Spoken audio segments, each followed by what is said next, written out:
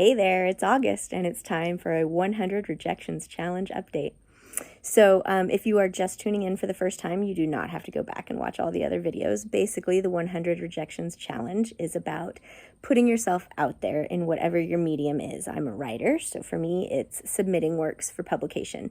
And the goal is to get 100 rejections, not because everybody loves being rejected, nobody does, but because they say statistically that for every 100 rejections, you get 10 acceptances. And that is the goal. We want to get accepted for publication. I don't know how it works for artists in other mediums, like other creators, but you can apply the 100 Rejections Challenge to anything in your life and just go for it. It's basically just a way of saying, I'm doing this, and here's the proof, right? So, I currently have 11 submissions out there right now. I think it's 11 right now. And that's because I just got one back and it was rejected, and it was a lovely rejection. I should have printed it out so I could read it to you. It is the most beautiful rejection. I thought rejection letters were like, this does not suit our needs at this time, please try again, or something. Something that just makes you feel like, why did I do that? Or like, why doesn't anybody take me seriously? Or, wow, I really suck at this, right? Like, that's what I expected. I expected a one-line, nope, good luck kind of a thing.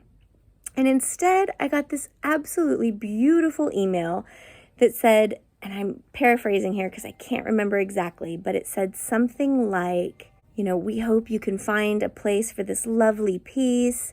There's so much to admire about your writing. All these things where I was like, I'm going to cry from joy and not from sadness, because that is the sweetest thing, right? Like, golly, if I knew how to write a Dear John like that, how much easier would my life have been before now, right? Like, just beautiful, really a wonderful rejection. So I then, of course, immediately submitted something else to that same publication. Because why not? Why not? And then I took the piece that they said doesn't work for them, and I said, okay, fine, let's see who else it might work for, and I sent it somewhere else. So currently, everything that I have ready to go out is out. Like, it's being shopped, I guess, is maybe how you say it, right? Like, that's what you say about your manuscript. Your manuscript is being shopped for publication, so why not? My short stories are being shopped right now for publication. Makes me sound fancy and in the know. And I'm being a little schmarmy, I guess, today, because it's hot, y'all. Like, it is freaking hot. I do not do well in the heat. I am a delicate flower, and I love spring. I love fall. I even like winter quite a bit, despite it being winter, despite snow and ice, and like, you can't even walk outside to check on the chickens for 5 minutes without putting on 5,000 layers, and I still like winter.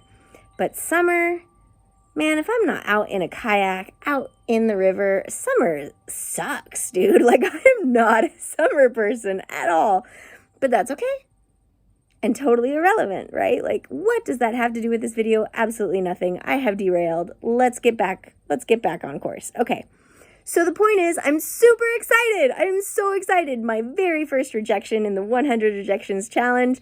That means only 99 more to go. And I'm curious how you're doing. Tell me how you are doing in this 100 Rejections Challenge. Like, how many submissions do you have out there right now? How many rejections have you gotten? How many acceptances have you gotten? Like, does the 10 to 100 thing really hold up? Because I'm curious. I want to know.